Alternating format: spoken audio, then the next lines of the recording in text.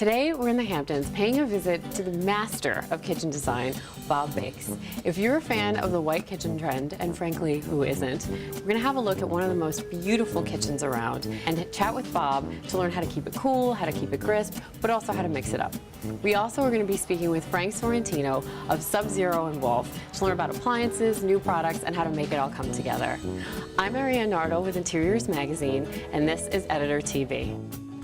Hi, Bob. It's so great to see you. Thank you so much for having us here. This kitchen is gorgeous, by the way.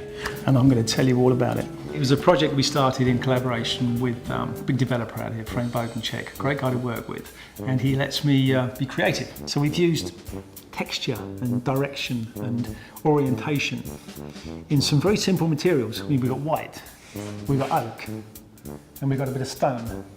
But if you mix them in a creative and thoughtful way, you can bring more to each individual element as a whole, as a combination, than any element would bring on its own.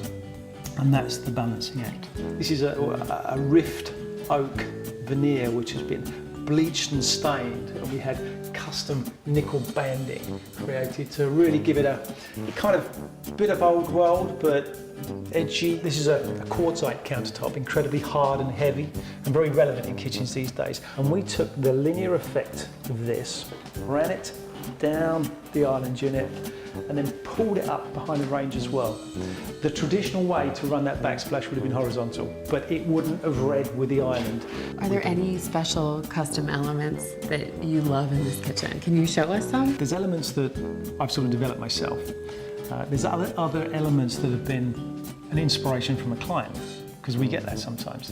And there was one particular client who he imports knives, so what? But these knives were absolutely stunning. And when I saw one, I thought, I want to try and present these in a kitchen in the nicest possible way. Make our interiors look as good as their exteriors as well. It's simple, it's effective, it's not overkill.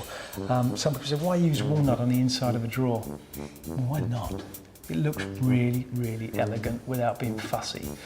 People who were walking into this kitchen, and we saw it so many times, were pulling on these ambers, not even thinking that it was a fridge or a freezer.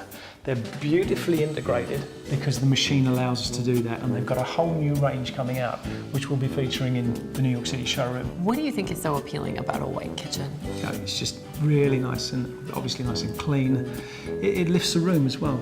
I think there can be too much heavy elements in a kitchen, which is unnecessary. It should be a light, breezy room. It should be a room that people feel very comfortable and safe in.